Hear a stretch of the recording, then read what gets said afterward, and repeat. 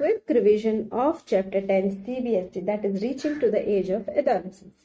Hi friends, this is Deepika. Once again welcome to my channel Education Anytime, जहां मैं science के कुछ difficult concept को बहुत ही इजी और सिंपल करके एक्सप्लेन करने की कोशिश करती हूँ।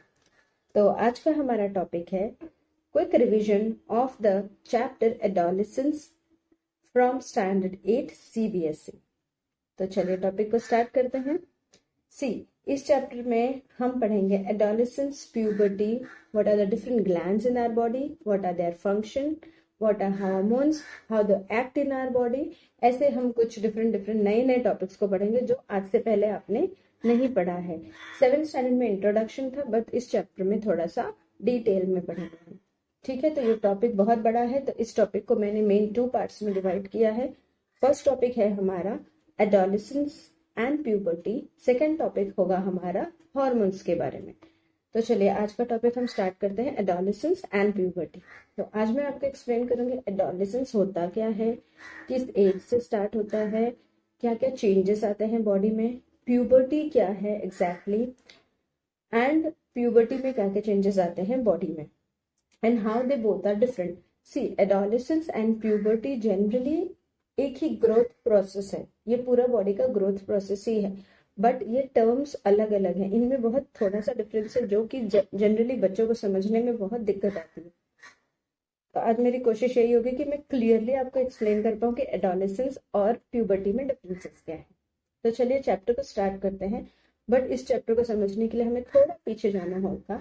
लास्ट वाला टॉपिक जो हमने किया था रिप्रोडक्शन, तो रिप्रोडक्शन में हमने देखा था कि जाइगोट बनता है, और वो जाइगोट बनता कैसे है, स्पर्म एंड एग के फ्यूजन से, जिसको हमने कहा था फर्टिलाइजेशन। तो स्पर्म जो है ये मेल गैमेट है, एंड एग जो है वो ओवा फीमेल गैमेट है। ये दोनों जब आपस में फ्यूज होते हैं तो ये बनाते हैं जाइगोट। जाइगोट फर्दर डेवलप होता है और वो बनाता है एम्ब्रियो। एम्ब्रियो देन मदर की बॉडी में यूटेरस में इम्प्लांट होता है, और वो बॉडी के अंदर ही 9 मंथ तक ग्रो होता है। ग्रो होने के बाद, ग्रो हो रहा है मतलब क्या, उसके अंदर ऑर्गन्स, जो हमारे सारे ऑर्गन्स है, सर्कुलेटरी सिस्टम है, लीवर है, किडनी है, लंग है, व्हाटएवर, वो सारे ऑर्गन्स फॉर्म होते हैं मदर की बॉडी के अंदर ही।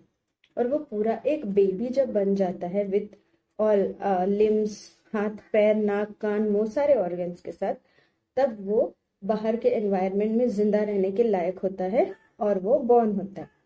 अब जब ये बेबी बॉर्न हो गया तो डे 1 से ही उसमें ग्रोथ स्टार्ट होती है। धीरे धीरे ग्रो होके वो एक चाइल्ड बनता है। चाइल्ड से वो बनता है एडोलेसेंट, एडोलेसेंट से वो बनता है एक कंप्लीटली डेवलप्ड एडल्ट। तो ये जो एडोलेसेंट बनने का प्रोसेस है ना, इसको हम कहते हैं, इस पीरियड को हम कहते हैं एडोलेसेंस। ओके, तो मैं आपको इसको थोड़ा और डिटेल में एक्सप्लेन करने की कोशिश करती हूँ। जैसे कि मैंने अभी जो भी प्रोसेस बताया, फ्यूजन हुआ, जाइगोट बना, एम्ब्रियो बना, बेबी बना। अब ये सारी चीजें कब होती हैं, after reproduction only these things are possible. अगर वो फ्यूजन ही नहीं होगा, फर्टिलाइजेशन ही नहीं होगा, तो ये सब होगा ही नहीं, एक बेबी रिप्रोड्यूस होगा ही नहीं। तो that fusion is very important. तो क्या एक बच्चा जब बॉर्न होता है, मैंने अभी आपको बताया कि मम्मा के पेट के अंदर ही वो बेबी के सारे ऑर्गन्स बन जाते हैं। तो क्या वो एक बेबी जब बॉर्न होता है तो वो ब्रीथ कर सकता है, सर्कुलेट कर सकता है, डाइजेशन कर सकता है, तो क्या वो रिप्रोडक्शन भी कर सकता है? एक 1 डे का बेबी, या 5 साल का बोलो, या 2 साल का बोलो, 8 साल का बोलो, लड़की हो या लड़का हो, क्या वो बेबी रिप्रोड्यूस कर सकता है? क्या वो केपेबल होता है रिप्रोडक्शन के लिए? No, the answer is no. So ये नो क्यों है, यही हम इस चैप्टर में समझने की कोशिश करेंगे। तो होता क्या है, जनरली जब एक बेबी बॉर्न होता है तो ऐसा नहीं है कि उसकी बॉडी में रिप्रोडक्टिव ऑर्गन्स नहीं बने हैं। जब वो यूटेरस में था, डेवलप हो रहा था, तभी उसकी बॉडी में रिप्रोडक्टिव ऑर्गन भी बन चुके थे, जैसे कि बाकी सारे ऑर्गन्स बने थे। जब वो बेबी बॉर्न हुआ है तब उसकी बॉडी में रिप्रोडक्टिव ऑर्गन्स हैं, लेकिन वो ऑर्गन फुल्ली डेवलप नहीं है, या हम कह सकते हैं वो रिप्रोड्यूस करने के लिए अभी केपेबल नहीं है। उनका फंक्शन होता है रिप्रोडक्शन, और रिप्रोडक्शन जो होता है वो एक कॉम्प्लिकेटेड प्रोसेस है। रिप्रोडक्टिव ऑर्गन जो है वो फुल्ली मेच्योर होते हैं पहले, फिर वो अपने जो गैमेट्स हैं उनको बनाने के लिए केपेबल होते हैं, एंड फिर ही एक ऑर्गेनिज्म जो है वो रिप्रोड्यूस कर सकता है।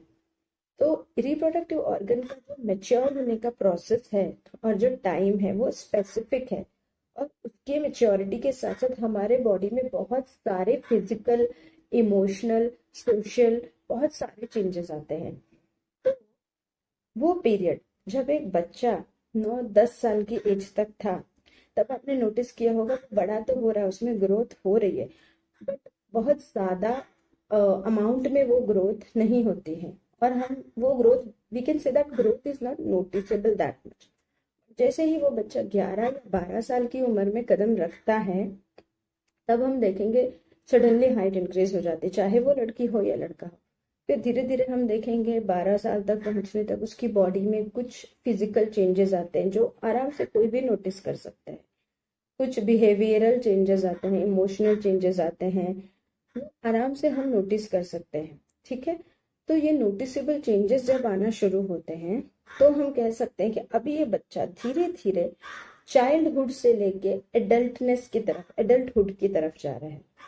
तो वो पीरियड जहाँ पे बच्चा फिजिकली डेवलप हो चुका था, बट इंटरनली उसके बॉडी में कुछ चेंजेस आए, जिसकी वजह से हमें उसके फिजिकल अपीयरेंस में, उसके इमोशनल बिहेवियर में, हर किसी में कुछ ना कुछ चेंजेस दिख रहा है, और वो चेंजेस जो है नोटिसेबल है।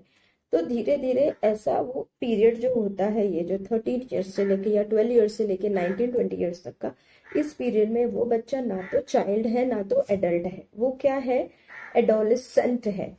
And this process where fully mental and some physical and mental changes taking place in our body or in the body of person, and which leads to the process of adulthood। धीरे धीरे वो बच्चा अब adult बनने जा रहा है, तो this transition process is called adolescence. समझ में आया आपको? और एक बार मैं इसको एक्सप्लेन करने की कोशिश करती हूँ, ट्रांजिशन प्रोसेस। तो देखिए, एडल्टहुड को अगर हमें डिफाइन करना है, बहुत ही इजी तरीके से हम डिफाइन कर सकते हैं। the transition period of the transition period of physical and mental development which leads to the adulthood is known as adolescent। ठीक है, is known as adolescence। ये तो हो गया adolescence का डेफिनेशन। अब हम देखेंगे कि ये जब adolescence होता है तो इसमें बॉडी में क्या क्या चेंजेस आते हैं। बॉयज में कुछ स्पेसिफिक चेंजेस आते हैं और गर्ल्स में कुछ स्पेसिफिक चेंजेस आते हैं। ठीक है, और ये जो एज मैंने आपको बताई 11 से लेके 19-20 तक, ये जनरली किसी में 11 पे स्टार्ट होता है, किसी में 12 में, बट 13 तक लास्ट सब में हो ही जाता है, एंड एंड अप टू 19 और 20 ईयर्स। जनरली तो हम इसके बीच का जो पीरियड पकड़ते हैं दैट इज 13 to 19। आप देखोगे 13, 14, 15 all numbers are of teen teen teen, इसीलिए इसे टीनेजर्स भी कहा जाता है। इस एज ग्रुप में जो बच्चे आते हैं उन्हें टीनेजर्स कहा जाता है। अच्छा, और एक चीज आप लोगों ने नोटिस की होगी कि ये जो टीनेजर्स होते हैं, पेरेंट्स जनरली इनसे गुस्सा रहते हैं कि द टीनेजर्स बच्चे ऐसे होते हैं, this all teenagers are same. वो ज्यादा अग्रेसिव हो जाते हैं, कभी कभी इनसिक्योर हो जाते हैं, कई बारी डिसीजन जो होता है अपना किसी भी चीज का वो गलत ले लेते हैं, और पेरेंट्स कुछ समझाएं तो समझ नहीं पाते हैं। कई बार टीचर की बात समझना उनके लिए मुश्किल हो जाता है, या कई बार उन्हें लगता है कि नहीं, ऑल आर रॉन्ग, सब हमें गलत बता रहे हैं, और वो बच्चे कभी कभी गलत कंपनी में भी पड़ जाते हैं, गलत डायरेक्शन में भी पड़ जाते हैं। तो ये सब क्यों होता है? सी, सडनली 10 साल तक, 12 साल तक हम नॉर्मल थे, अचानक हमारी बॉडी में कुछ चीजें ऐसी होने लगी, कुछ ऐसी चीजें प्रोड्यूस होने लगती है जो अपना असर दिखाने लगती है हमारे हर तरह के बिहेवियर पे, इमोशनल पे, मेंटल पे, सब पे। तो कई बार क्या होता है, हम समझ नहीं पाते। कई बार क्या होता है, जैसे मैंने आपको बताया कि 11 ईयर के बच्चे से में शुरुआत होती है, कई बार 12 में, कई बार 13। तो एक 12 साल के बच्चे में अगर पूरी क्लास में सिर्फ कुछ 1-2 बच्चे हैं जिनको दाढ़ी मूंछ आना शुरू हो गई, बट बाकी बच्चों को अभी नहीं आई है, तो आना तो उनको भी है, बट मे भी उनको थोड़ा टाइम लगेगा, कुछ मंथ बाद आ सकती है। तो जब एक बच्चे को आने लगती है तो दूसरे बच्चे कई बार उसका मजाक उड़ाना या चीजें बोलना, या वो बच्चा खुद थोड़ा सा इनसिक्योर हो जाता है कि ऐसा मेरे साथ क्यों हो रहा है, मेरी बॉडी में सडनली ये चेंजेस आ गए, दूसरे बच्चों में क्यों नहीं आए हैं। ओके, तो ऐसी कई सारी चीजें होती है। कई बार हमें हम अंदर की जो चीजें हैं, जो चेंजेस हो रहे हैं, वो और कोई फील नहीं कर सकता, एक बच्चा ही फील कर सकता है। तो उस समय कई बार क्या होता है, हम वो चीजें किसी को एक्सप्लेन नहीं कर पाते, अपने पेरेंट्स को भी एक्सप्लेन नहीं कर पाते, तो वो हमारे साथ एंगर के फॉर्म में बाहर आता है। और जब इस एंगर को या इस चेंजेस को कोई समझ नहीं पाता है, हमारे फ्रेंड्स या पेरेंट्स, तो उस समय हमारा नेचर और भी ज्यादा डिफिकल्ट हो जाता है हैंडल करना। तो हम सबको ये समझना है कि एडोलेसेंस सबके साथ होना है, किसी के साथ जल्दी भी हो सकता है, किसी के साथ देर भी। तो ना तो हमें किसी को टीज करना है इस बात को लेके, किसी के फिजिकल अपीयरेंस को लेके, ना ही हमें किसी को मजाक उड़ाना है किसी का, ना ही हमें किसी के साथ कंपेयर करना है, क्योंकि ये होना सबके साथ है। ठीक है, और ना ही हमें इनसिक्योर फील करना है। और पेरेंट्स के लिए भी ये बात समझना थोड़ा सा जरूरी है कि ये जो एज होती है, ये मेन एज होती है बच्चों को समझने की और उन्हें संभालने की। ठीक है, हम थोड़ा सा आउट ऑफ टॉपिक चले गए, sorry. Now this was about the adolescence. अब मैं आपसे बातें करती हूँ चेंजेस के बारे में। बॉयज में और गर्ल्स में स्पेसिफिक चेंजेस आते हैं। बॉयज में आपने देखा होगा, फेशियल हेयर ग्रोथ होने लगता है, दाढ़ी मूछें आने लगती हैं, उनकी जो बॉडी है उस वो थोड़ी सी मस्क्यूलर बन जाती है, वो है ना, चौड़े सीने वाले बन जाते हैं, उनका जो चेस्ट पोर्शन है थोड़ा ब्रॉडन होने लगता है, मसल्स आने लगते हैं, डेवलप होने लगते हैं, उनकी वॉइस थोड़ी डीपेंस हो जाती है। वॉइस बॉक्स आपने देखा होगा लड़कों का यहाँ बड़ा हो जाता है, एडम्स एप्पल बोलते हैं जिसको, उनकी वॉइस डीप हो जाती है। और उनका जो रिप्रोडक्टिव पार्ट है, रिप्रोडक्टिव ऑर्गन है, टेस्टिस, वो स्पर्म प्रोडक्शन धीरे धीरे शुरू कर देता है। अब फीमेल में, गर्ल्स में क्या होता है, गर्ल्स की वॉइस जो है वो, उनका पिच हाई हो जाता है, हाई पिच की वॉइस हो जाती है, और उनको एडम्स एप्पल नहीं होता, उनको फेशियल हेयर ग्रोथ नहीं होता, उनमें ब्रेस्ट एनलार्जमेंट होता है, यूटरस एनलार्जमेंट होता है, यूटरस रेडी होता है इम्प्लांटेशन के लिए, ओवरीज डेवलप होती है, प्लस ओवरी एग रिलीज करना स्टार्ट होती है।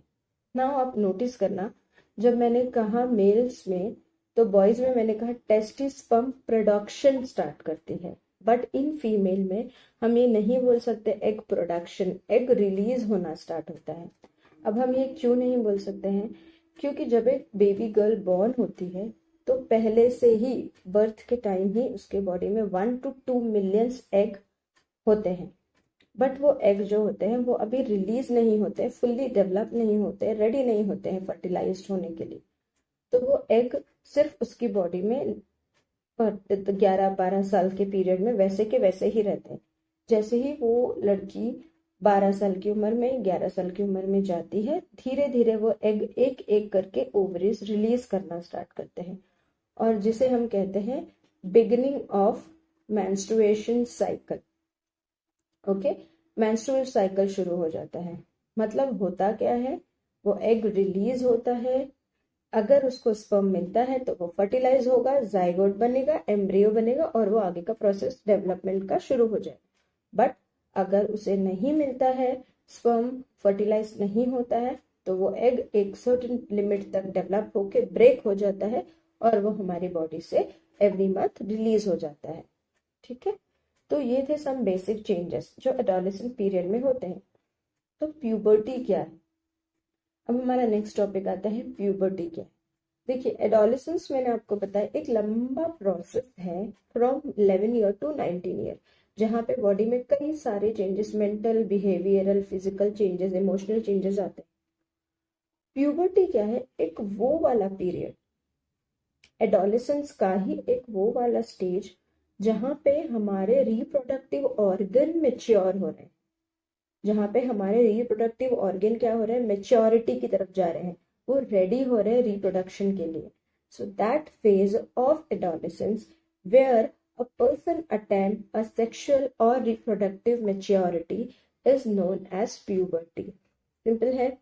तो प्यूबर्टी की डेफिनेशन हम क्या बोल सकते हैं, it is a phase or it is a transition state of a body or it is a period of adolescence where a person attains reproduction maturity, or a person is capable to reproduce. Okay, so that is called puberty. Puberty में क्या होता है, उसमें भी बहुत सारे changes आते हैं. प्यूबर्टी में रिप्रोडक्टिव ऑर्गन डेवलप हो रहे हैं जो कि अब तक इतने सालों तक वैसे के वैसे पड़े थे बॉडी में. और रिप्रोडक्टिव ऑर्गन जब डेवलप होते हैं तो उसके साथ स्पर्म एंड ओवा का भी, ओवा रिलीज होता है, एग रिलीज होता है और स्पर्म प्रोडक्शन होना है. तो स्पर्म प्रोडक्शन होने के लिए टेस्टिस को रेडी होना पड़ता है. तो उसके लिए बहुत सारे हमारे बॉडी में फैक्टर्स है, बहुत सारे हार्मोन्स, कुछ हार्मोन्स रिलीज होते हैं. वो हार्मोन्स किस तरह से ब्लड में फ्लो करते हैं, किस तरह से अटैक करते हैं किस ऑर्गन को, किस तरह से काम करते हैं, कहाँ से वो हार्मोन रिलीज होते हैं, हार्मोन की डेफिनेशन क्या है, ये सारी चीजें हम नेक्स्ट क्लास में डिस्कस करेंगे. यहाँ तक आपको समझ में आया होगा एडोलेसेंस और प्यूबर्टी क्या है. If you have any doubt regarding this lecture and any feedback about this lecture, then please let me know in the comment section. And if you find this video is useful for you, then please like this video and subscribe to my channel. Give me an opportunity to grow on YouTube, and I will be happy to help you. If you want any kind of help from me regarding this chapter, in terms of notes and all, then please let me know in the comment section. I will try to help you out. Thank you so much, and please wait for the new lecture which will be there on the hormone. That will be the continuation of this chapter. If you like this channel, please thumbs up and subscribe to my channel.